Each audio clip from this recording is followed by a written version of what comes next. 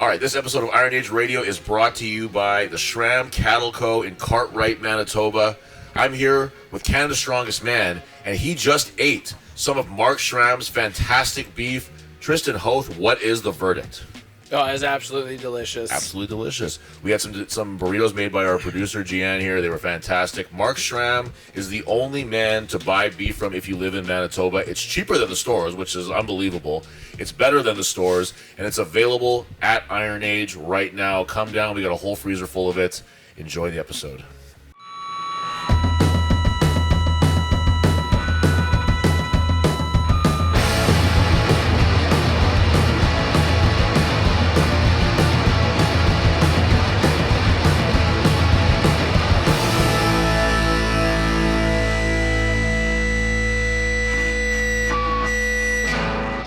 Here we are, episode 39 of Iron Age Radio. We're here in a very special location, one that we've never shot in before, which is my basement. The basement of Chateau Jian and Tyler. I'm here with a very, very special guest today. It's been quite some time since we've had him on here. Wow. Yeah, it's been too long, frankly. He is a fifth-place finisher at Canada's Strongest Man. Well, I did finish fifth at Canada's Strongest Man first time I went. Yeah. He is a fifth-place finisher at World's Strongest Man. He's been there twice. He's been to Strongest Man on Earth. He's been to Giants Live. He's won the Magnus Classic. He is also currently, and the first ever Westerner to win, Canada's Strongest Man, the one and only Sweet Tea, Tristain Hoath. Woo! Thanks for having me. I'm excited. It's so good to have you here. So we have you here for a big, big grip competition that we're holding tomorrow at Iron Age, the new one there. You got to kind of pop by and check out the gym today. Yeah, the new gym's nice. Yeah. Very nice. Thank you. I appreciate that. We're super excited to have that. We're super excited to have you here. You're in our home. We get to share our life with you. Yeah, it's nice to live with Tyler and Jian for a couple days. for just a short period of time. Never long enough though. So what's good in life with Sweet Tea right now? The training's been good. Kind of excited. We ended off on a good season. Like at the end of the season last year, we ended off on a good note. Canada's Strongest Man, there's a win there, and then I won SCL USA too. Came down the last event there, but I ended up the win there. So pulled, and then I finished the year. We did like a Halloween deadlift show, and I pulled 953 in a suit. So we're closing in. I was like 1,000 pounds is there. I was like it's a number that I've manifested. It's in there in the mind. So I was like we're pulling 1,000 pounds kind of before my time's up, and I don't think other than JF, there's been no Canadian strongman that's actually a hooper, but there's no other Canadian strongman that's pulled more than 1,000 pounds. He's not Canadian. No, he's Australian. He's Australian. He's a fucking alien, whatever he is. Well, here's a question for you. Who is the next Canadian to pull 1,000 pounds? No, I am. It's you? Oh, yeah. Okay, yeah. all right. There's somebody else who I was wondering. I mean, like, Jeffers, as much as I appreciate you, buddy, like, you told me you were winning Canada's first. That didn't happen. So now we're on the race for 1,000 pounds. So then all we can do is just go by previous results. You said you're going to win Canada's first, and you did. Yeah. So if you say you're going to pull 1,000 pounds first on a deadlift, I have no choice but to believe you. That's all. Exactly. So 953 in a suit. That puts you. Even that number alone, that puts you into that real upper echelon of really all-time deadlifters. To get as close to that as 1,000 pounds, like so few people have really done that, and it's like a number that's kind of it's exponentially grown in the last few years, but it's still a very, very exclusive club to be like anywhere near that 1,000 pounds. Yeah, I don't know the exact numbers, but there's probably only like upwards of like 30 people in history that have pulled 1,000 or more. Right. 18 or 19 of those ones are Thor. Just kidding. I was like, out of everybody, he's pulled 1,000 pounds more than anybody else ever has. But in total, I think there's only about 30 people, give or take, that have pulled 1,000. So to add myself to that list would be exponentially huge. A guy you trained with in the past too, Thor. He was at your gym, and you did some deadlifting there with him too, I think, right? Yeah, I hit my first over 900 on a whim because Thor was coming, and he's like, hey, I'm training for the Arnold. We're doing elephant bar deadlifts. He's like, I got a single, and I was like, well, hey, I haven't trained in a while. Let's throw the suit on and see what I can do. And I was like, I pulled 925 that day with him. I think he pulled 975. So I don't even have my own gym record. Damn, that's being 100% legit. Do you think that I thought she was peeing. Oh my god. Do you think that having Thor in your gym that day, like, did that push your number? Oh, 100% it Really? did. Did you ever? Yeah. Yeah. And I was just training with him. I was like, because Sebastian Oreb was there too. So having, really? Wow. having I don't think I both knew of that, them there actually. that Wow. day, and then Thor's like, yeah, like I'm just gonna do. He's like, what kind of jumps do you want? And I was like, well, what kind of jumps do you want? Like, what are you taking? And I was like, I'm just following you. Like, Yeah. you're the deadlift king here. So he's like, I'm just gonna do reds. So I was like, yeah, let's go. I was like, let's do reds. I was like, Holy pulled shit. 815, and he's like, do you want like 8-8? Like, you want something different? I was like, no, throw a red. I was like, if I'm not a gonna pussy. fail there, I was like, I've hit 800, I've hit 400 raw. Yeah, there you so go, I was like, yeah. I need to beat that in a suit. Sure. So give me something that we should try and for. And so I pulled 925 that day, and that was huge. So obviously, like, I mean, Thor is like the biggest name in strongman. He's Yeah. the biggest star that strongman has probably ever produced. Have you trained with a lot of guys though at that level that you're now part of, like that real upper echelon of strongman? You did it. You trained with Thor. Have you trained with any of the other the real big name guys that have pushed you in that way, the same way that Thor might have? Unfortunately, like I haven't had the opportunity for like that side of things. Last February, though, I did go to Detroit, met up with like Nick Wortham, Bryce Johnson, Trey Mitchell, and Wes Derwinski, and then a couple others. But That's a fucking crew right there. But I was like, that's a crew to go train with, Yeah. and Chad Coy was there too. So training with them, kind of doing some touring. We did a seminar too at a That's right, I remember supplement seeing store that, and yeah. stuff. So like I have had opportunities to go and like travel and train with guys, and like moving forward too, like even when we went to Iceland, we were in Iceland together, and like we stayed extra. We were supposed to go train with Thor, but their flight patterns just didn't work out to go do it. But He's a busy guy, still, you know? Well, I still went to the gym and just kind of saw that stuff. So it'd be nice to get some more training in. I was trying to get a couple training sessions in. There was supposed to be like a group of us going to Texas. Oh yeah, cool. It was a thought, but nothing came of it. So Texas rules too. it's never been to Texas. I was like, Oh, really? Yeah, so it would have been cool to go train with the Texas boys or Yeah. like anybody down there, but it'll happen eventually. I don't remember if I said it on here or not before, but I'm looking forward to the Derwinski wedding in Niagara, where he's planning like the strongest training session that's ever happened, where it's like you, Jeffers, Bryce Johnson, Nick Worth, like West, like all these monster fucking names in strong. And I get to hang out there too. But I think that's gonna be fucking awesome. I like when there's like that mix of guys that you don't normally get to see. Like I don't think that a lot of people who watch strongman or like that top level strongman would necessarily put like Tristain Hoath and Thor Bjornsson together as guys who would have like lifted together and trained together, opposite sides of the world. But it's just like really, really cool to see that kind of shit. Yeah, it's cool that like Kelsey's family lives just outside Edmonton. Right, yeah. And I'm like, yeah, he's been to I Calgary. forgot she's Canadian. Yeah. So they live in Sherwood Park. And so, That's funny. yeah, I was like, it manifested itself that, hey, Thor was coming to train, he needed a gym. We had a gym that was open, and it just worked out. Like, it's been unreal. But I was like, yeah. And I was like, and then even like Max and Sam, Max Yeah. wants to host a competition the day before his wedding and invite all the guys. And I'm like, really? Oh, that's I was like, amazing. hey, I was That's like, a good excuse I'm to in get for it. people Why there. not? I was like, That'd have be a dope. competition, have a wedding, party both days. Like, That'd be awesome. Yeah, it'd be a good time. Yeah. So we, like you said, we spent some time together in Iceland, and you're the more I talk to you about strongman, the more I kind of get to know you and like the what makes Tristain Hoath tick. The traveling is like a big part of this for you, like going new places and seeing new people and all that. So, I mean, years ago, I was like, when I met Anna, she's like, I want to travel the world and see all that shit. I'm like, I don't care. Like, I don't care. I was like, yeah, if you want to go travel places, I was like, I'm in. I was like, I'll join. I was like, I didn't have many places I wanted to travel, and this is pre-strongman, right? And so now, like, we're in strongman, and I'm getting these opportunities to travel the world for free. Right. I was like, there's places I was like, looked at these places, you know, it'd be cool to go to. Anna's always wanted to go places. I was like, if I had the opportunity to go, I was like, went to Iceland the first time by myself. Couldn't make it work with her, but I was like, the second time I was like, we had Rogue and Iceland kind of back to back, and I was, hey, let's make a trip out of it. Yeah. I was like, we were gone for a month. Yeah. Right. And I was like, since then, I was like, I've been in London, like Birmingham, Iceland, Scotland.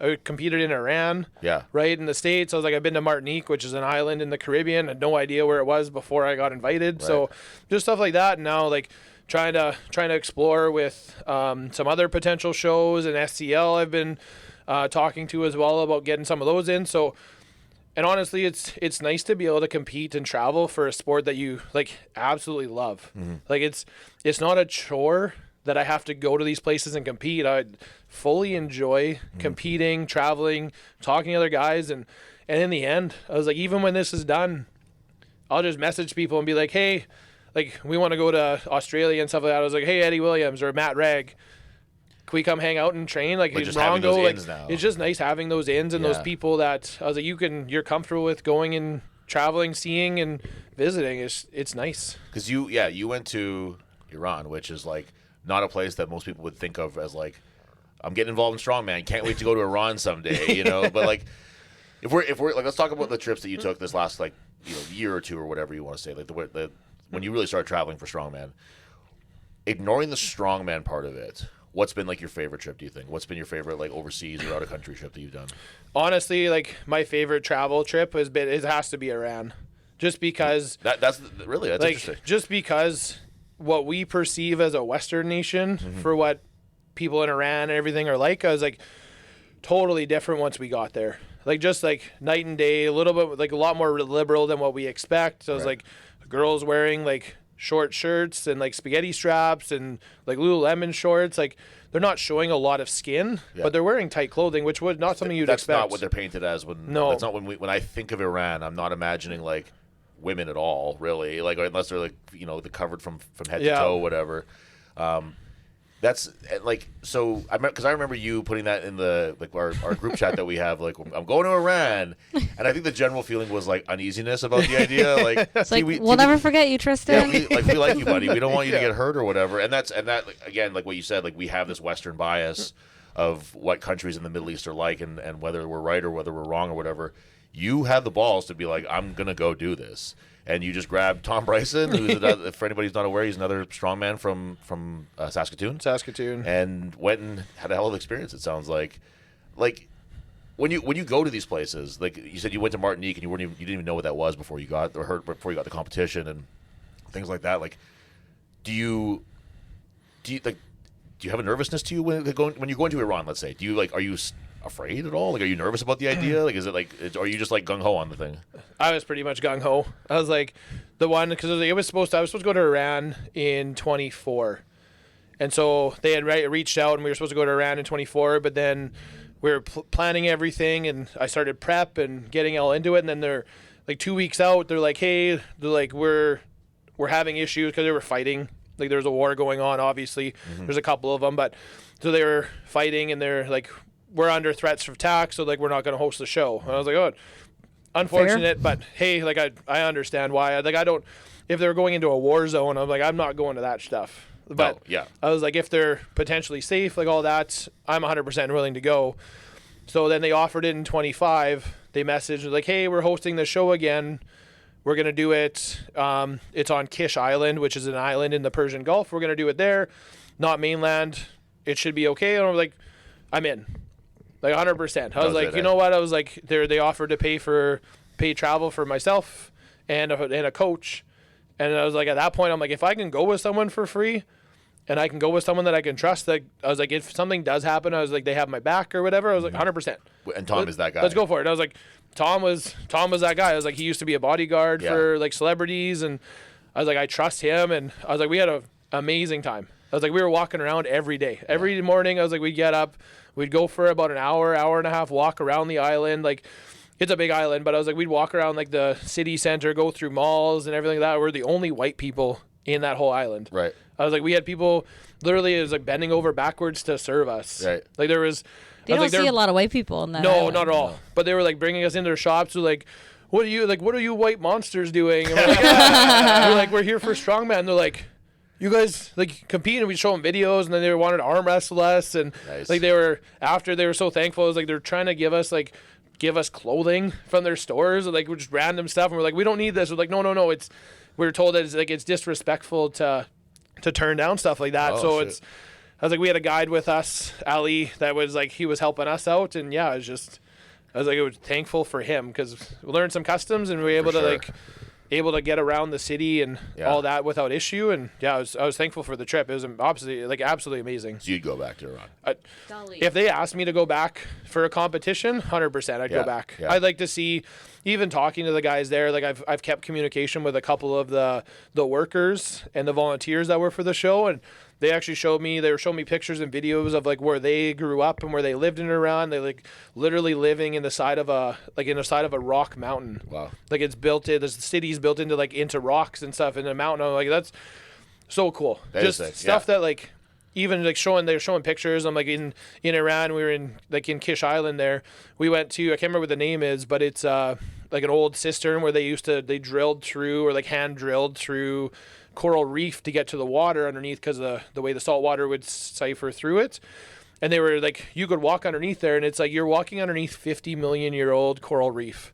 That's so cool. And so I was like, they had a little museum, and I was like, it's just totally different, not something that you look. I was like, that Persia was like one of the initial like countries in the world and all that, but we're not told in Western Canada what they actually have and grow up and all that. So just being there and being able to experience their culture was firsthand, unbelievable. But yeah, if they call me and they're like, hey, you want to go back, I'd go back. Was the strongman competition, like, was it what we would imagine a strongman competition looking like? Yeah, yes and no. Okay. So the strongman competition, like, it was supposed to be, they do it for, like, it's a live TV show, technically, is what they're doing a TV show out of it. So it's a TV broadcast.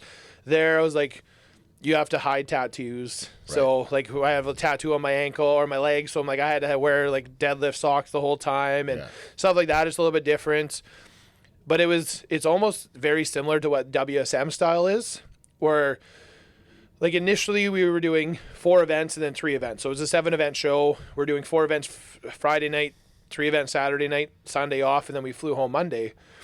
Ended up being, like, they had wind issues and some other issues, and then they blamed, like, they told us that they're moving the competition to the daytime so that it helped us out. And, like, I was just kind of all over the place. But it pretty much, I was like, you did 1 event, and then you'd have, like, a 2 or 3 hour break.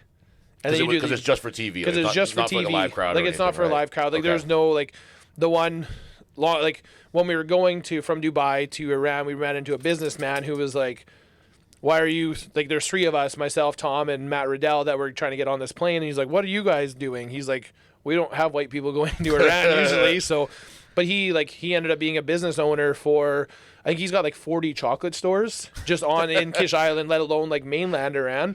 He brought, on the Saturday, his whole like inter office to come watch the show. That's funny. So I'm like, that was pretty much like, and then we had dock workers because we're on a wharf. Right. And so we had dock workers, like that was our, and then the military. I was like, those were our people that were watching, and that's it. I was like, our audience was just random people. I like to imagine that Tristan's just having like the best time of his life here at this place. There's just so many friends everywhere he goes. Like, and then we met a guy, and he ran a chocolate factory, and then we went to the chocolate factory. Man, we even did sponsorship stuff for us. Really? Yeah. He's like, hey, he's like, we have a chocolate store. He's like, we'll donate some stuff. Would you guys do like sponsor photos and stuff? I was like, 100%.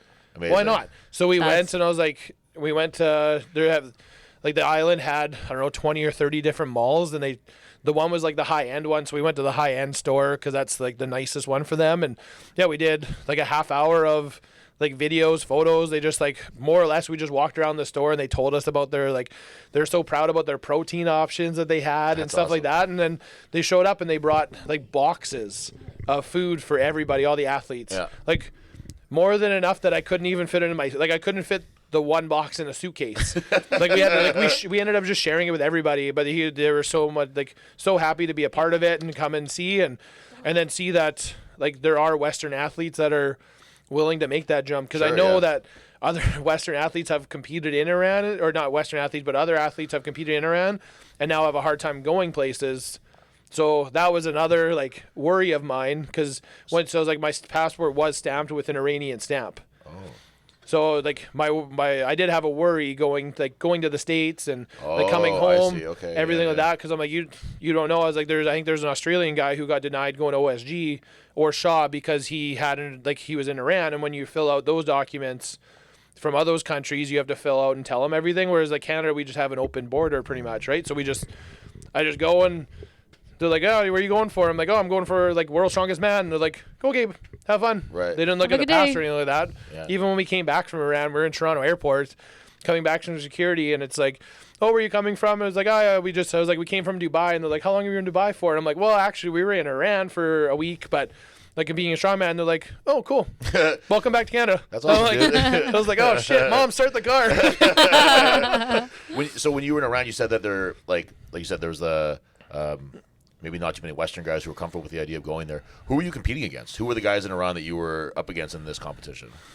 Were they Iranian guys or? Yeah, there's 6 Iranians, and then 5. There's supposed to be 6 internationals, but it ended up being 5 of us. The one guy from Russia was injured. Okay. So he wasn't competing, but there's 2 guys from Russia that competed, or 3 guys from Russia that competed, myself, and then Matt Riddell. Okay. So there's 5 of us. There's 11 altogether, and they had, like they did, the way they run their show. So this was like, I would say it's like kind of like their worlds. So this was like their pinnacle of their season. But what they do is they do like 5 or 6 qualifying events, 2 weeks going into it, where they then qualify to compete in the Persian Gulf Strong, like Ironman game. Interesting. And so they were on the island for like 2 weeks before we did, and every couple of days they would do like a competition. Oh, really? And they would eventually, like, it was like a round robin tournament where they would weed out the weaker ones. Right. And so the 6 guys we were going against were the 6 strongest from Iran. Interesting. Wow. Yeah. What a cool concept that is. It's different. Did you ever see the finished product? Did you ever see the TV? I've watched, it's on YouTube. Oh, really? Oh, Yeah. shit. We got to watch that tonight. Yeah. Oh, I haven't So there's, seen that. you can watch the Persian Gulf Ironman. That's what you searched to find it? Yeah, Okay. it's on YouTube. And so they have all the cuts and all that. I can watch Cool. myself on YouTube. Okay, Yeah. awesome. We got to watch that. I Yeah, didn't know it's that. really cool. Yeah, Yeah. that's That's awesome. exactly what we're doing immediately after. Absolutely. Yes, that will be what we're doing. So that was pretty early in the year for you. That was like February or March? Yeah, it was the end of February. So it was like the February 28th and March 1st or something like that is when we were there. And in 25. So let's make this a retrospective of your year. That's what we'll do with this episode here. So what followed the Iran show for you? Was that this K-Days? No, so it was Iran, and then Worlds was after that, because Worlds was in. I did a little bigger than K-Days. I did a grip show. Like let's talk about it. I did, We'll get to Worlds when we get to Worlds. Let's talk about this grip show. Yeah, in April I did Jason, the one guy from in Alberta, hosted Spring Clench. Okay. And so I went and threw my name in because I got a good grip. So when I pulled, I set a new Canadian national record on the double overhand axle that day. What'd you get? 457.56 or something like that. So I beat the other record by 5 pounds. Which is like pretty big deal when it gets to like those high numbers on the axle overhand deadlift. Like 5 pounds is a lot to throw onto that kind of deadlift. Yeah, and it hasn't, like, I think Tom said it in 2018 or 2019. Yeah. And so it, like 6 years for it to be broke. Yeah. And I was like, we tried 2 years prior to that, and we both hit like 448. And then couldn't make the next jump, like That's the next crazy. 5 pounds. Yeah, So it was yeah. like it was a work in progress. Yeah. Knew it was coming. It's just needed it in the right competition. Tom Bryson's a guy that like people might not be super familiar with because he did strongman for a while. He was good, but grip was really where it was at for him. Yeah. And he is like a grip monster. Yeah. And it was funny you were saying that he was like a bodybuilder and I know he did like martial arts and stuff in the past.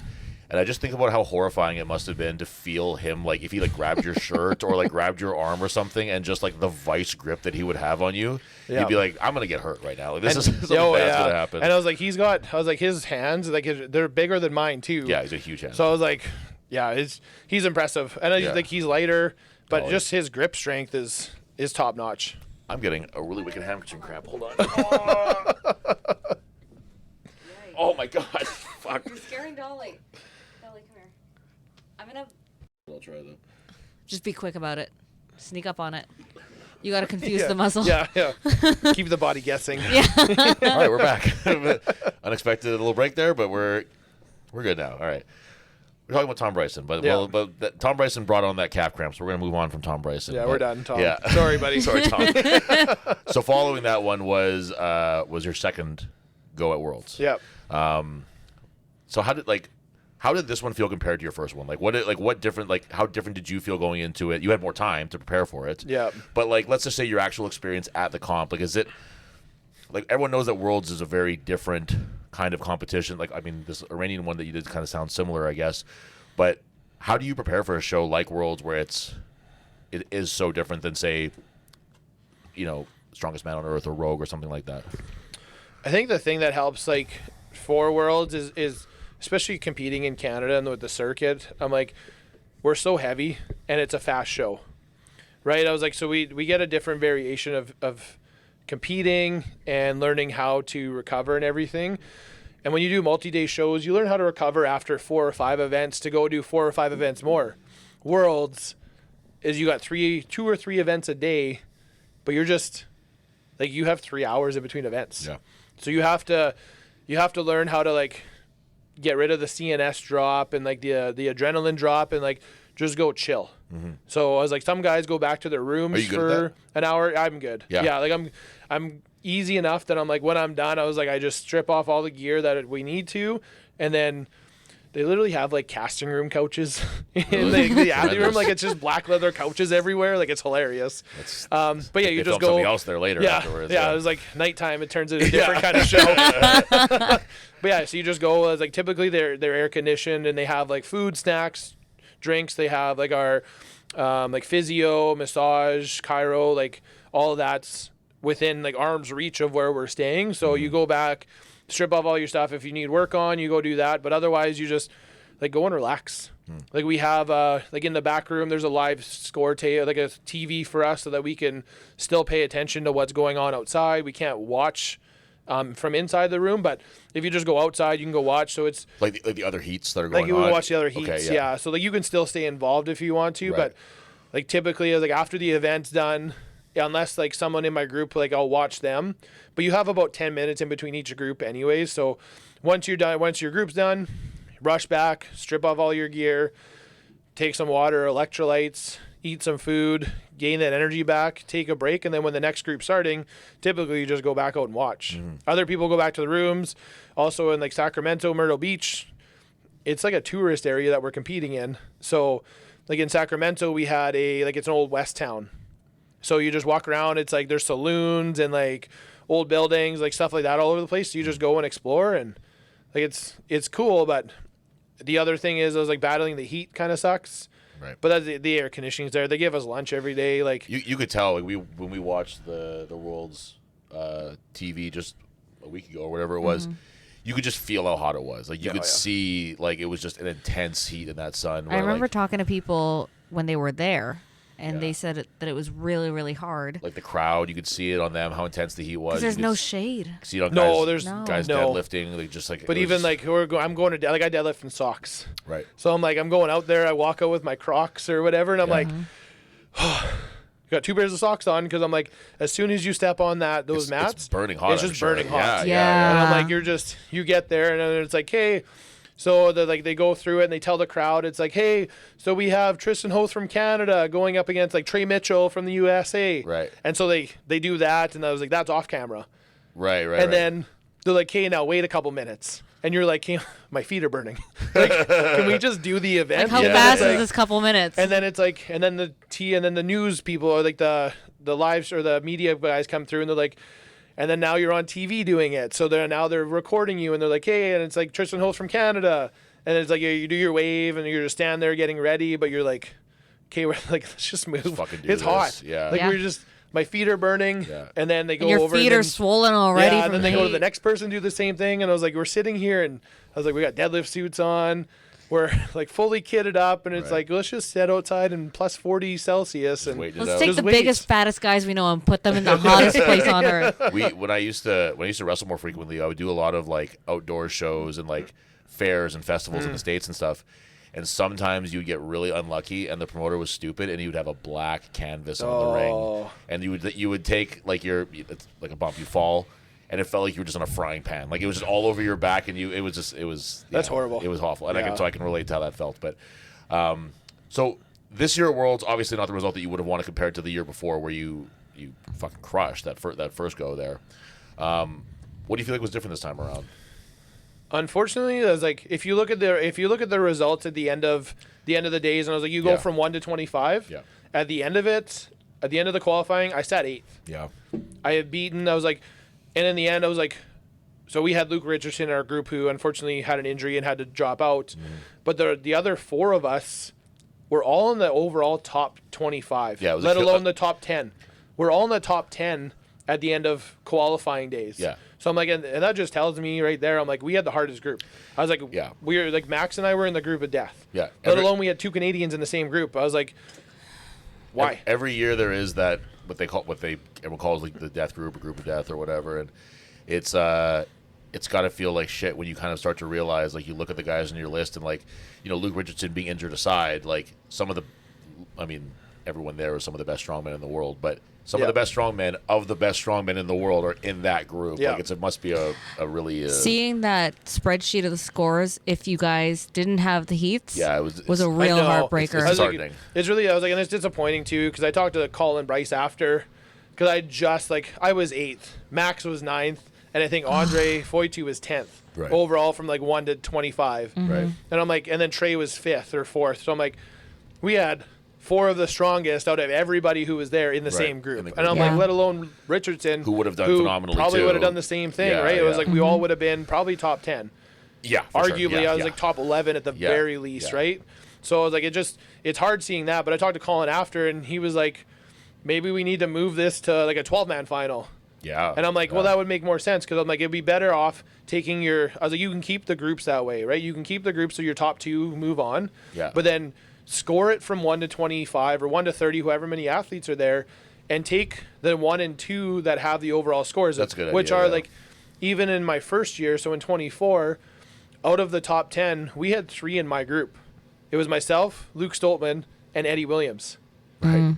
So I'm like, even in that group, I was like, I had, again, the hardest group in Worlds in 24, because 3 of us were in the top 10 overall. Right. And I was like, Eddie Williams unfortunately had to miss out that year, but I was like, we've battled through it. And I was like, it's just going into it the second year, I kind of know what to expect, but at the same time, you're still a nobody. Sure. Right. I was like, even though I finished 5th the year before, I was like, I'm still coming in here. A lot of people, while they know who you are, they don't know who you are, because you're not the one you're not someone on the radar. Right. Right. I'm not Trey Mitchell, who's been to World's Strongest Man final 4 or 5 times. Right.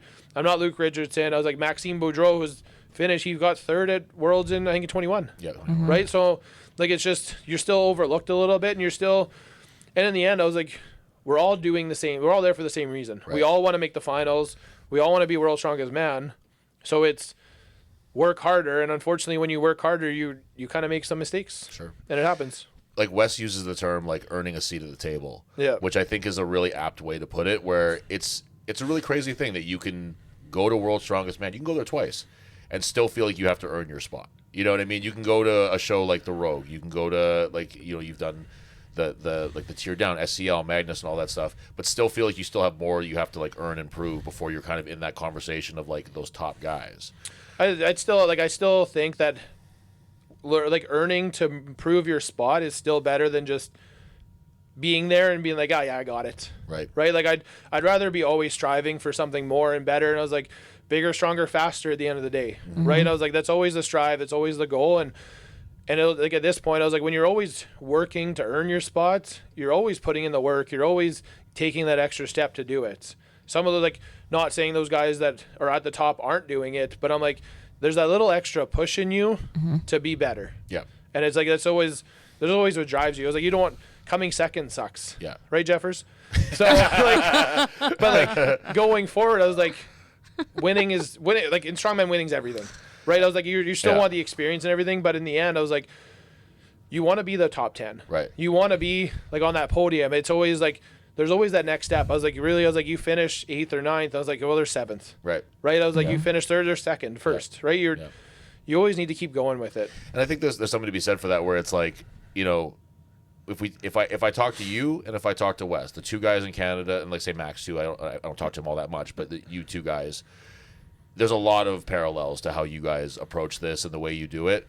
And you live on opposite ends of the country. You know what I mean? You only know each other through strongmen, but you do a very similar mentality when it comes to this shit. And I'm sure that's not a mistake, where the 2 guys who have the similar mentality are the guys who are making the most noise in the sport too. Like, I imagine if you go to the American guys, the Polish guys, the Ukrainian guys who are doing the same kind of stuff, they have that same attitude, where there's just it's never enough. There's never, you can win worlds. It's like, but you only won worlds. You didn't win any of the other world titles. Tom Stoltman is known as, like, the only world's strongest man guy. You know what I mean? There's always more to do and always more to accomplish. And maybe for better or worse, there's just like never a feeling of satisfaction when it comes to what you're doing. No, and I was like, it sucks to rest on your laurels too. Sure. And just be like, well, you know what, I got just to go in and be like, well, I got 5th last year, I should expect the same. And it's like, no, I was like, every year I was like, everybody else is fucking working too, right? Everybody else is putting in the hours, everybody else is working hard. I'm like, you need to be doing the same.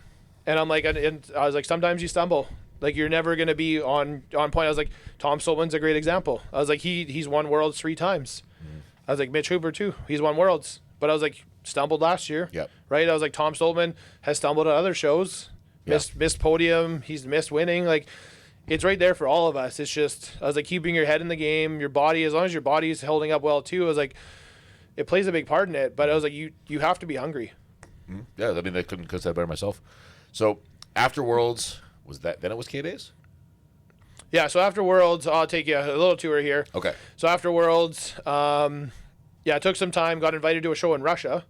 Okay. And so I was going for, it was a one event show. They were going to pay full, Mateus went, and he's the one that won the show, but it was 375 log for reps.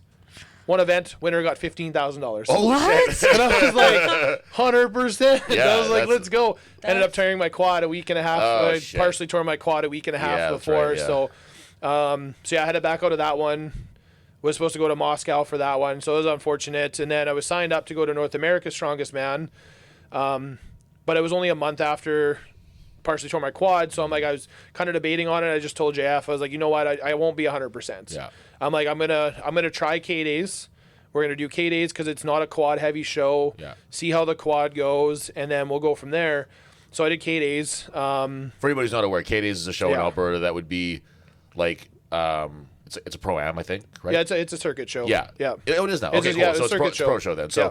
but it would be like, as far as you're concerned, it would be like a tune-up show. Like yeah. Honestly, like I hate saying it, but I'm like, It's just the reality of the situation. but the reality situation, I trained after. Yeah.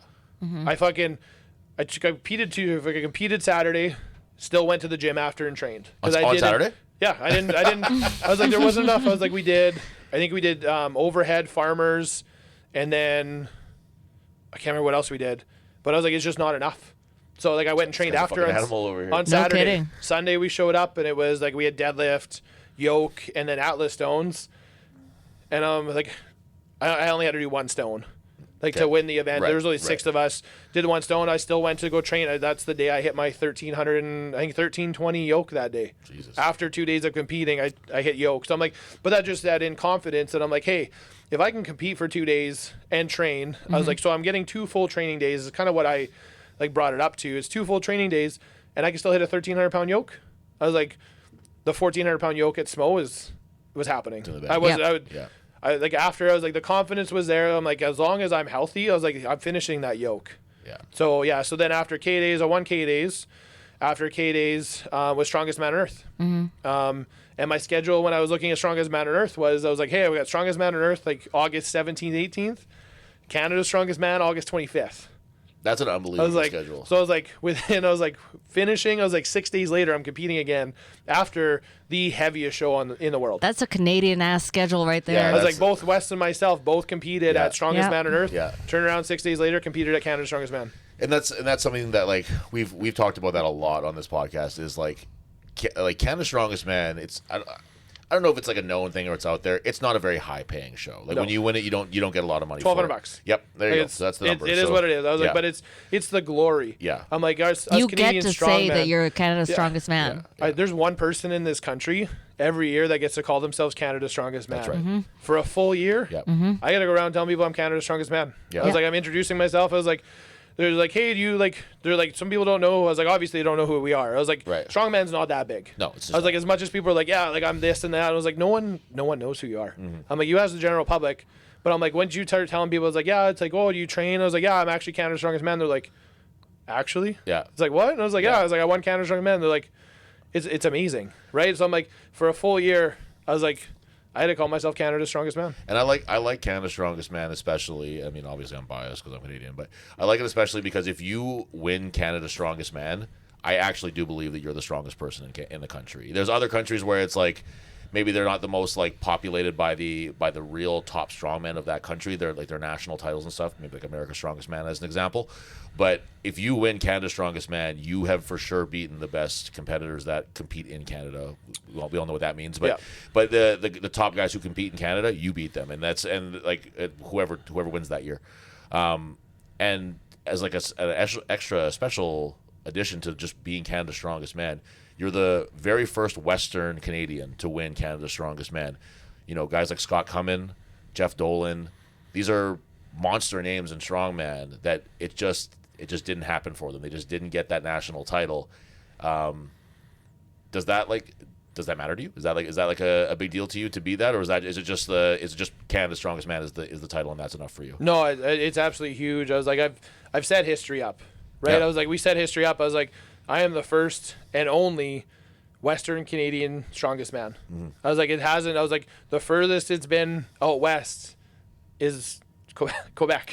I was like, arguably Ontario, because I was like, Max won it when he was still in Ontario. So I'm like, right. But other than that, I was like, no one out west has ever won it. I was like, Jeffers got second last year, or in 24. Mm-hmm. And so I was like, being able to take that spot and hold that, and I was like, bring the title. I was like, honestly, is like the amount of support from like the Western Canadian athletes. I'm like, the people who don't know Canada, I was like, there is a somewhat of a divide between Western Canada and Eastern Canada. Mm-hmm. I'm like, there's a divide for strength sports, for just culture. The country, everything is different, mm-hmm. right? So like bringing that pride to Western Canada is absolutely huge. And to be the first one to do it on top of being Canada's Strongest Man, I was like, it's an unbelievable feeling. And I'm so happy that it happened. Yeah. And I brought it through. And honestly, I was like, I'll tell you a story, but after Smo, I was like, we got 7th at Smo.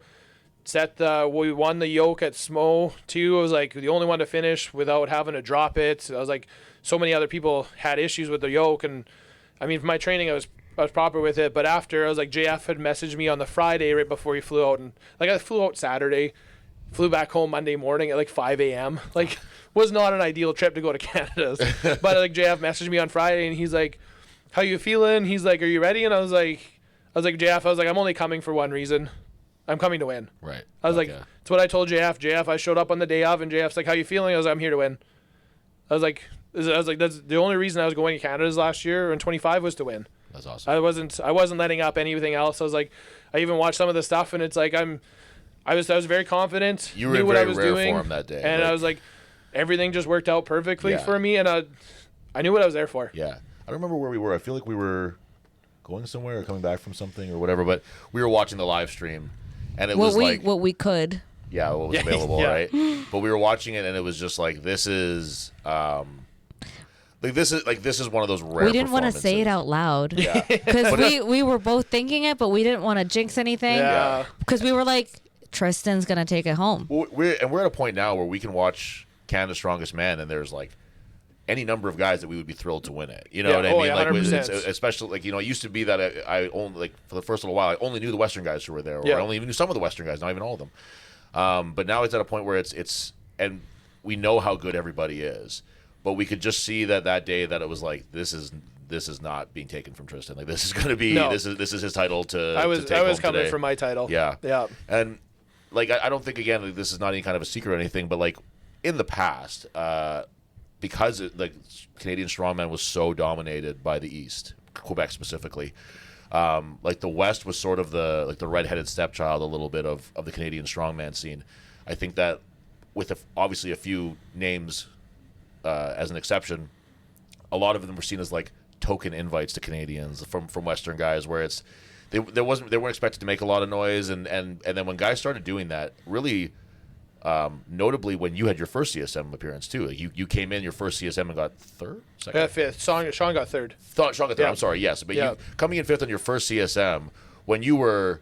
Jeff didn't know who I was. Right. When I got it, I had to ask to be invited to that show. Right. I had heard through the grapevine that all Canadian pros were invited to CSM. Because it was like a post-COVID thing. Because it was post-COVID. It was 2021, and so I was talking to Brad Shepard, and Shep's like, "Hey, message JF," and I'm like, I don't know who he is. Like, he probably doesn't know who I am. Like, this is gonna feel awkward. So I was like, you know what? I was like, whatever, I'll send it. I was like, hey JF, I was like, was like, my name's Tristain Hoath. I was like, I won nationals, like amateur nationals in 2019. I have my circuit card. I was like, I heard that pros can all go to Canada's Strongest Man. Can I get invited? And he's like, he responds back and he's like, sorry, I don't know who you are. And I was like, 100%, that's fair. That's fair. I was like, so I had to introduce Totally, myself. absolutely. I'm so sorry. Not even wrong, JF. Yeah. So I had to introduce myself, and I was like, and then he's like, yeah, he's like, 100% come out. He's like, we'll pay for flights, and I was like, yeah, I was surprised everybody because I won 2 events at my first CSM. It was like a Farmers, I think you took. Farmers to Yoke, and I won the Hercules hold.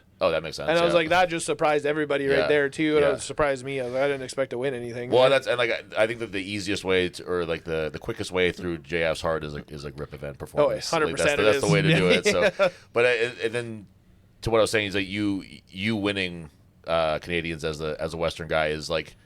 It's certainly not the end of that story. It's not the end of the rise of Western Canadian strongman. It's just this next step of it, where there's a whole myriad of other guys. I mean, you could do it again very easily. You know what I mean? But there's other guys too that Western Canada is suddenly like this real force in Canadian strongman that it just hasn't been before. Even look at CSM this year. Yeah, I was like 2 Western guys on the podium. Mm-hmm. I was like myself, James Jeffers, then we had Gabriel. Then we had Larson Hare and Andrew Langelar. Yep. And then we had Wes. Yep. So I'm like, out of the top 6, we had 4 Western athletes. Yeah. I was like, that's unheard of. it's unreal. That's never happened. I was like, this is the first time. And it's nice to see the Western side of strongman finally catching up to what the East has had. I was like, they've had a powerhouse for years. Yeah. So it's nice to see us Western athletes are finally catching, I don't know what it is, but we're finally catching up and we're proving ourselves against them. And the East isn't slumping. Like they're not. Gabe's Reaume's won Canada's 2 times. Yeah, like the East is fucking awesome still. Yeah. So and that's I think important to say, just because it's not like they're going down and we're just kind of staying. It's like we're all rising at the same time. Oh yeah, exactly. It's just an awesome time to be watching Canadian strongman if you're paying attention to things. It's awesome. Yeah, there's so many guys up and coming too. I'm looking at the clock and I'm like, oh yeah. I was like, well, it's like my time's limited. Right. I was like looking at these guys, they're younger. Yeah. I was like, they have so much more, like they have not so much more potential, but they have so much more potential from what they are right now. I was like, we're going to be seeing a good shift in a couple of years of what strongman, especially in Western Canada, are going to be able to do as long as they stick with it. Are you watching that, like that next rung down of strongman? Are you watching the guys that are coming up right now? Are you paying attention to that? Always. Like I was at amateur nationals, like reffing, watching, and I was like, I asked to ref like the open guys. Right. Why? Because I was like, hold them to the standard that they're going to expect when they get to the next level. Yeah. Right? I was like, we're getting 3 pro guys from this amateur level.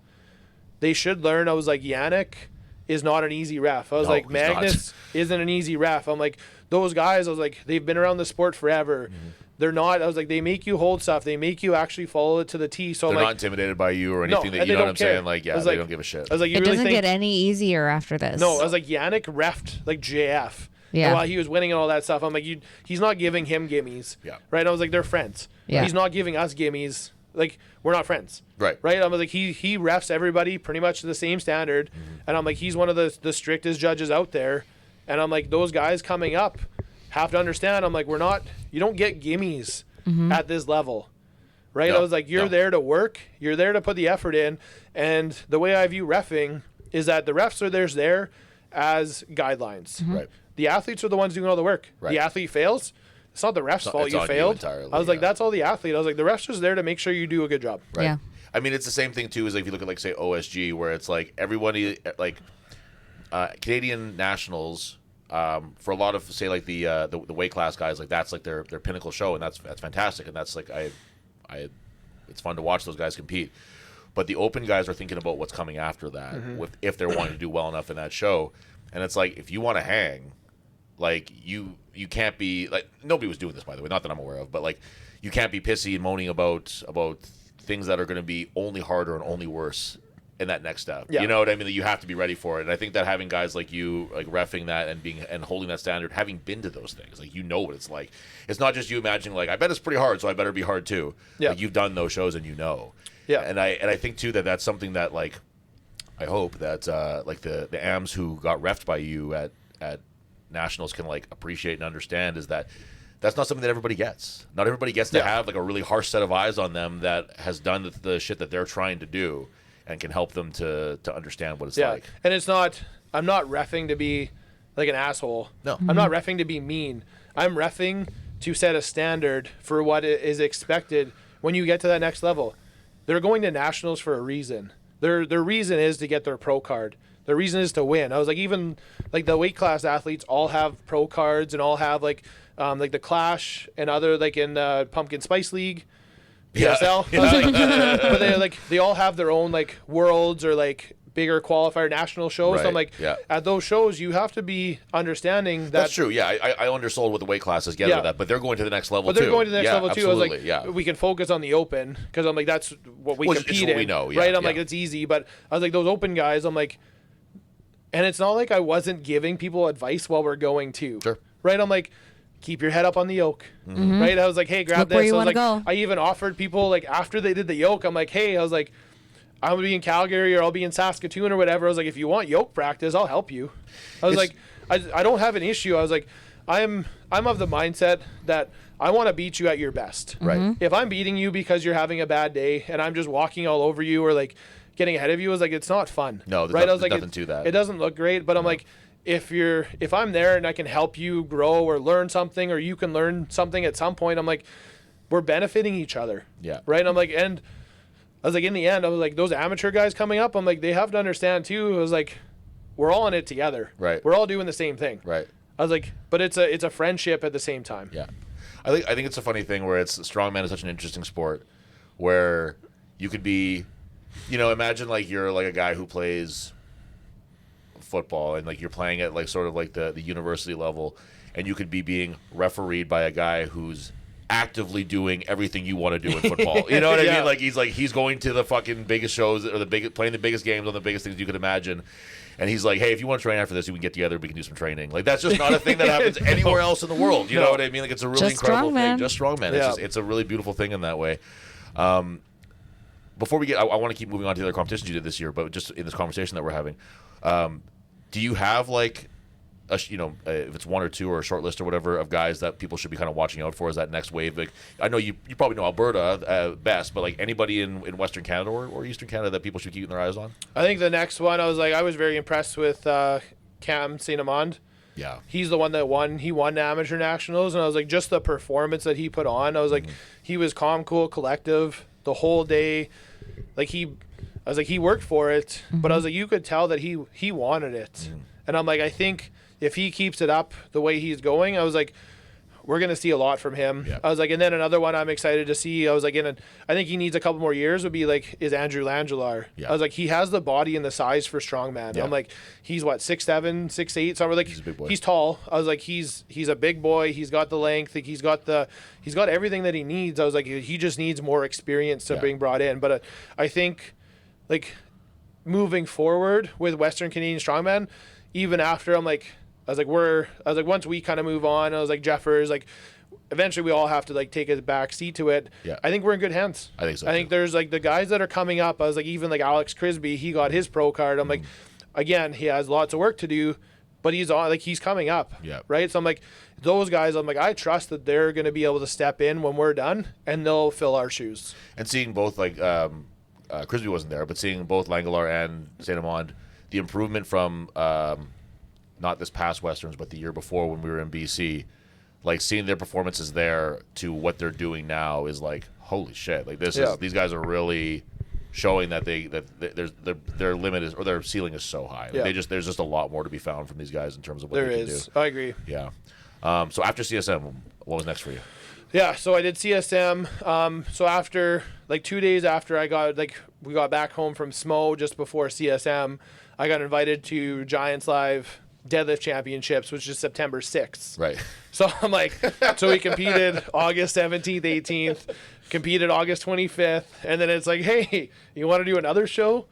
And then it was like, and then in coincidence, I was like, I had another show booked in the end of September for SCL. So I was like, it's hard to pass up a Giants Live. Of course. I was like, I don't want to pass that up. And I'm like, and the opportunity to pull a deadlift PR. So I was like, you know what? I was like, yeah, let's go for it. This is not a great show. Okay. Started off really good. I was in third after 4 events. Yeah. So I'm like, started off great. I was like, deadlift wasn't quite where I wanted it to be. I was tired, obviously, but and I was like, honestly, I was in Birmingham for less than 48 hours from flying in to flying out. Holy shit. So I'm like, the work schedule, everything didn't work out for me that time. But so yeah, I flew in, Deadlift went okay. Like I hit 925, which is I'm happy with that. That was technically like a comp PR for me. So huge to be able to hit that. Missed I think it was 970. Missed that one. I think I had about 950 in the tank, 940, like a little bit jump, but we don't get to pick those jumps. Right. And then I was like, we were doing good. Got to the 5th event, which was Viking press. I was feeling good going into it. I got 3 reps in, and all of a sudden my low body just started cramping. Oh shit. So I was like, my low body cramped. I had no push. I was like trying to drive, and I just like every time I went to dip, my calves were cramping, my hamstrings were cramping. Couldn't figure it out. Went back, took off all my sleeves and all the neoprene, like just tried to walk around and all that.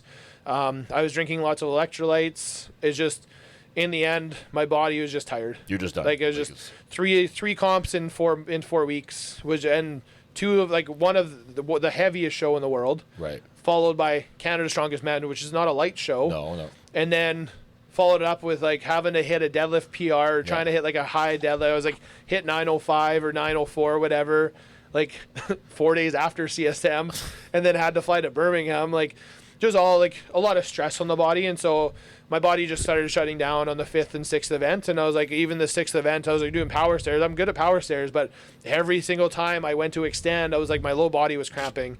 I was like, you could see me on film. I was like trying to pull my knee sleeves up over my knees just to like flip them just to get some more blood flow. And it's just, it wasn't there for me that day. I do think I had a podium finish that day, unfortunately. Viking press is good for me.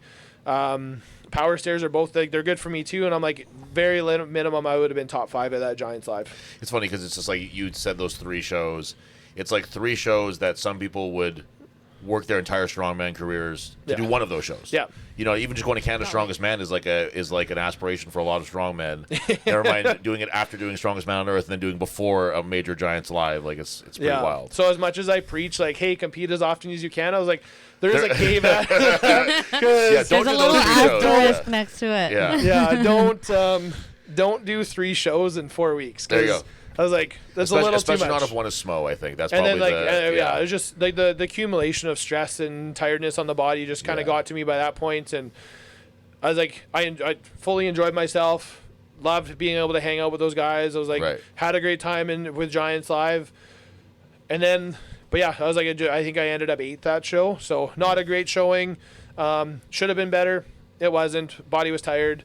So then we turned around. I was like, hey, in 2 more weeks, I was like, let's compete again. Yeah, right. Right. So I did, my last show of the year was SCL Ohio.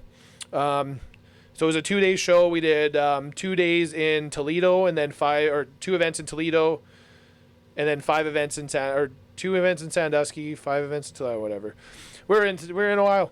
Yeah, for sure. Ohio, yeah. So we were there. SCL has a different way of doing things. Okay. So this was your second SCL show. This is my second, So I won my first SCL show in 24 in Martinique, and this is my second one. I had talked to, when I was training in February with the guys, I was like, we'd run into one of the guys who was looking for the athletes for the show, and both Wes and I put our interest forward, especially like having the first show in SCL history in the United States was huge. Yeah, for sure. So we both jumped on that one, and so the SCL is like, we were set up in this like, it's I think it's like Kalahari resorts, but it's like a African themed resort where it has like an indoor water pool with like slides and like a lazy river and like awesome. Hot tub. They had mini golf outside and like a outdoor water pool or water park for like summertime, and it was really cool. But I'm like, we don't spend a lot of time in the hotel to actually we enjoyed it a little bit because they do. So SCL does a lot of marketing with the athletes before the show. Yeah, it's on. There's stuff's on Amazon, I think, right? It's on Amazon Prime. Yeah. So Amazon Prime and I think it's Peacock. Oh, cool. TV. But so like we show up for SCL. The first day that we get there is just us touring. So they had like SCL or like Ohio Tourism took us around. They took us on like a pedal bike thing, and we went around to different locations, took pictures, and just saw different sites, saw where we were competing. Went to a couple of different restaurants, take pictures. Like it's a big social media thing for them, and it's giving back to their sponsors to be like, hey, promotional material, all that. And I'm like, we sat at City Hall and talked to like the mayor and stuff like that. So I'm like, it's a very cool experience. So that was like technically day 1. was all just media and media stuff, media stuff and all that. That's even hard on the body too. Yeah, it was like to sit in front of the camera all day. We're not fed well, right? So I'm like, hey, I'm competing tomorrow, but I'm like, this day I was like, we're out of the resort for about 8 hours, and I'm like, we got one meal. Like 2 meals, like we got lunch and then we got supper, and I'm and like, that's like one normal person meal, not like one open guy's meal. And that's not an open guy's meal. No, I was like, I didn't think so. I was like, I'm used to eating every 2 to 3 hours. Right. Yeah, I was like a pound of food every 2 or 3 hours. Like, I was stressing out when you guys were at the gym all day today. I kept texting the both of you like, "Can I bring anything? Like, do you guys need help?" Wasting away. Yeah. Jesus Christ! I'm not gonna see a 3 in front of that number anymore. But yeah, so it was like SCL it's fun, and then so the second day, but our first day of competing, we did 2 events.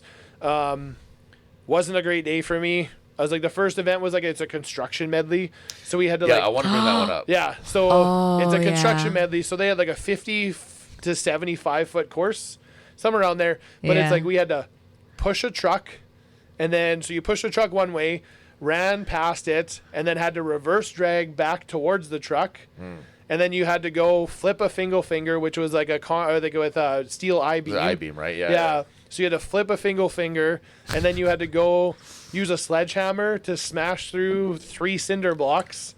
And they had to be I kind of thought that one was neat. I kind of I would have loved to do that one. That reminded me of an old WSM when they would shovel shit or whatever the fuck. That's like the whole like medley was like an old school WSM style thing. So I'm like, and then at the end of it, we had to run through a piece of drywall. Okay, I love that. I love that. It was great until I watched one guy trip through it and tore his quad. He hurt himself, right? Yeah. And I'm like, I think it was Terrence Gilbert. Yeah. And I'm like, okay, never mind. This isn't a great It's not the best thing. Did Nick Wortham like fall? Yeah, Nick Wortham like fell through it, like head first through the drywall. It's a very, very funny idea. Don't get me wrong. It's hilarious. It's hilarious. But it like made for great video. And I'm it sure. Really cool, but other than that, I'm like, it was. It might not be It might not be the way to make the strongmen look the coolest, though. No. When they're like falling down and like tripping through shit. And, like, I know the idea was there. It was probably like, they look like the fucking Incredible Hulk, bursting through the wall. Maybe we'll try it again next year. We'll see. Jeffers would be great at that. He's great at breaking walls. He's well trained in that art. He is not invited at our new gym. Especially with the thick walls now. Yeah, true. That's just expensive. I can't have Jeffers around anymore. So that was your year, right? That was the... Yeah. So, I ended up winning. Came down to the last event. I finished the Stones in the fastest time. I was third going into the last event. Wes was first. Nick was second. I was third. Somehow, I was able to swap with Wes. Wow. Damn. So I swapped with Wes, and I had tied Nick on points. Wes had gotten third, but I had won more events through the show, and so I won the show. Nick got Countback second. strikes again. And it was hilarious. It's weird, like hilariously weird, but the top 6 for the SCL all had, like 1 and 2 had the same points. 3 and 4 had the same points. 5 and 6 had the same points. So like the top 6. All were like very close to each other in points, and we all tied with the one around us. I've never heard of that before. That's so weird. It was so weird. That's interesting. I didn't even notice that. I know that's. I think that one's only available in the U.S. right now. On Amazon Prime USA. Yeah, so they have old strong SCL on the Canadian one, but not that one. I gotta try to find that one. Not yet. And then, if you use a VPN, I guess you can. You can kind of stream it if you're in Canada. Yeah, I don't know how to do that, so we'll have to figure. We'll have to look into that. We used one in Cuba to book our Airbnb. That's true. Oh yeah. So we're going to Cuba to watch SCL. Yeah. So that was that was the end of your 2025 season. Yep. Your busiest one yet? No, like 23 was busier. Yeah. Because 23 was like kind of like the breakout year, I guess you want to call it. Yeah. Like Farmstrong, Westerns, Gimli, Canada's, Iceland, Magnus. It was just that was the foray into it. I was like, and then I was like, really, 2024 wasn't like any less busy. No, yeah. Because I'm like, I had Martinique, Worlds, Giants Live, Strongest Man on Earth, North America's Strongest Man. I missed CSM 24 because I tore my quad the week before. That's when I got the Strongest call Man on Earth. So you were replacements. Yes. And then Magnus again and Rogue in 2024. So I'm like, that was a busy year too. Yeah, I was actually just thinking because I forgot about the Magnus when we were in Iceland together. But I was trying to think like it's been a long time since we've competed against each other, and it would have been the Magnus Gimli qualifier in 2023. I think if I have that right. Yeah, before Iceland, sounds about it right. would have been 23. Yeah, in because it would have been Gateway. 23. It would have been Iceland after that, and it's interesting to think how like there could be so much going on and still just because I went to CSM because you weren't there. I went to North Americans and we kept just missing each other as shit. Yeah. So. We were talking one day, and Tyler was like, "We haven't seen Tristan in a long time." Yeah. And then I was like, "Well, I saw him this year." Yeah, you were the strongest man. Yeah. Right? Yeah. Yeah. And then I was like, "And you saw him at Nationals." And then you were like, "Oh, right." Yeah, but I didn't compete against. Yeah, we him. didn't. Yeah, we Yeah. don't I don't compete see But against- the- Tristan was busy the whole weekend. Yeah, though. I don't that's get to see fair. the scary competitive side. We were gonna film. We were gonna film a podcast at the venue in the bathroom. yeah. Didn't end up working out. That would have been funny though. It would have sounded like shit. Yeah. But yeah, so this and maybe CSM this year. Maybe I'll get lucky. I'll get to Yeah, compete against hopefully CSM you again. there. Yeah. It's really more on me than it is on you. So, Yeah, I think I'm already so we'll guaranteed see. to go Yeah, back to you CSM. might have your so- spot already. I don't know how exactly. I'll talk to JF and we'll see. But, Yeah, mention it, Jeff. Well, I Put know in a good somebody. word for I know us. somebody who has some clout over here, so maybe we'll figure it out. But, anything else you want to touch on while we're? What time are we at right now? It's a minute 8, but we have to cut out a couple minutes there. Oh, for my cramp, yes. Oh yeah. Well, I think we're good with that. But anything else you want to touch on before we do wrap up here? No, I just want to thank everybody. I was like, for the support. I was like, and from winning. I was like, it's been unbelievable. And on top of that, I was like, competition season's coming up now. Yeah. I'm like, as of this moment, I don't have any guarantees. I'm putting that out there because I'm tired of getting asked. I'm hoping for a WSM invite. I think we're all winning hopeful for Canada's that. Strongest Man. Yeah. And end the season I had, plus just missing the finals. I think that should put me in contention. I agree. I think my guess right now for WSM from Canada would be obviously Hooper, because he's got a Canadian flag on him. Yep. And then Jeffers and myself. I think those are those three. I think Wes would be number 4, and then either Gabe or Max. I know Max is taking some time off, but I'm like those. Max is always there. He's a perennial. I was like, yeah. you can almost always count on Max Yeah. for a show. I would love to see Gabe back there again. I'd love too. to see Gabe too. Yeah. I was like, I think he deserves it as well. And honestly, there's a lot of us Canadians that are knocking, like, we're on that doorstep. Mm-hmm. I was like, if we're not in it, they're on the doorstep. They're knocking can't on go it. wrong. Like it's Yeah. our talent up here is insane. And then I was like, look at how our bodies also adapt to the shows. I'm like, the majority of our shows, I was chatting about this before, but I'm like, we're outside. I was like, we're on uneven ground. I was like, we're in a parking lot. We're on a rodeo ground. I was like, we're not You're doing in mud shows sometimes. Yeah, Yeah. I was like, we competed. I was like in 23 CSM. I was like, we're on a rodeo ground, and while it was storming, I was Yep. like, we were literally deadlifting as the deadlift platform was sinking into the ground because Yep. it's so wet. Like, There's it's just, puddles. I was there a different year than you, Yeah. and we had the exact same thing. yeah, you were there the year before. Wait, Same where, thing. Where it also year rained after. during the deadlift, Yeah. and it was the exact same thing on the rodeo grounds. Yeah. Yeah. So I was just like, the variation that we get in Canadian Strongman, I think, is huge, and it's helped with our success across the board. I agree. Let alone, we do winter shows too. Like, it's never ending. Yeah. Right. So it's just get out there, compete, enjoy the aspect of it too, and when you get a chance to travel, life can wait. There you go. Like, Yep. life's always going to be there. You're going to come back after your 4 days and go back to work. Take the time off.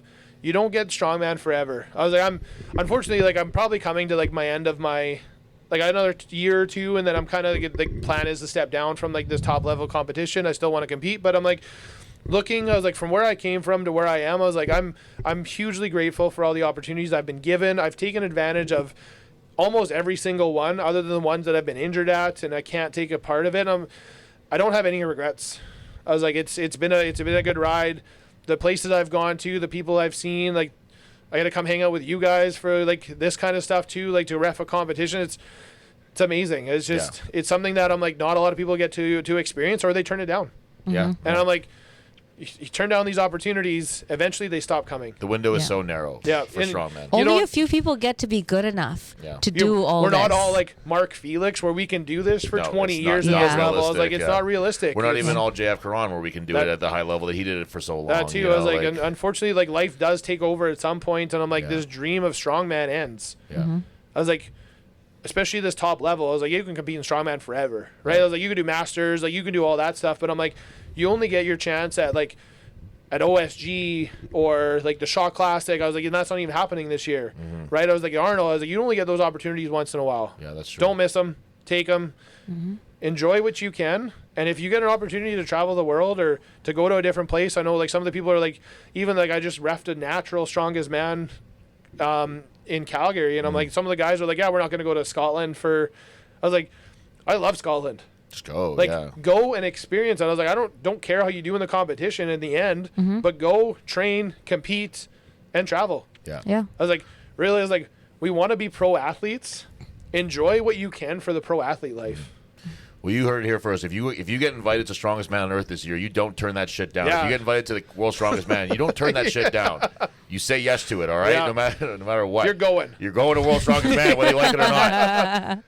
Tristan, I want to say thanks a lot, man, for just sitting down with us here, and also for coming in and reffing our competition. I really hope, and I think they do, but I really want people to understand and appreciate, when you or Wes or whoever it might be, take time out of your schedules and come here and help us with our shows here.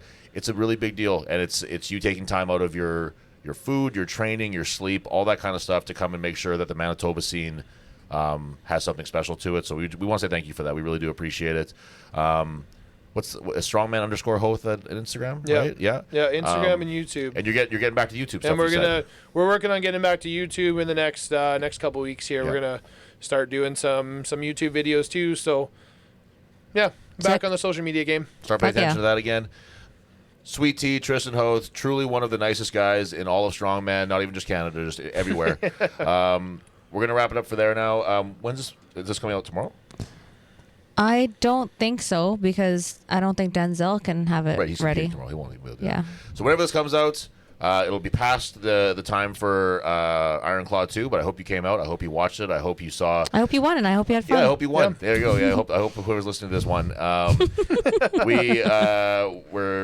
It was a great competition. You should have been there.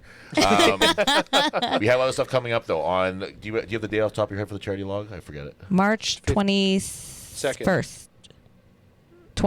The Sunday, whatever the 22nd. The Sunday is, I listed both. So it's whatever the Sunday is. We have our annual charity log lift competition where all of the money that we raise is donated to the North End Women's Center, which is a great resource center here in the city. Don't tell them we're doing this, because it's really funny when we show up with a wad of cash. Yeah, like surprising them. I just show up with a big stack of money. Here you go, and then I leave. We want to donate as much money as we possibly can to them. So please register. First and foremost, register and lift, because it's just an exhibition. Do what Tristan just said. Take part in stuff. Do stuff. It's not a competition. I'm trying to kind of phase out using that word for it, because it's not a competition. It's an exhibition. It's there to show, how good you are at log lifting, or how badly you want to, donate money. Or how much you love your friends. Or how much you like hanging out with people and doing strongman stuff. So if you can't, please just consider donating. I make sure that it's all very transparent. We show every single dollar that goes to the North End Women's Center, so you don't have to feel weird about it. And we won't announce the novice competition.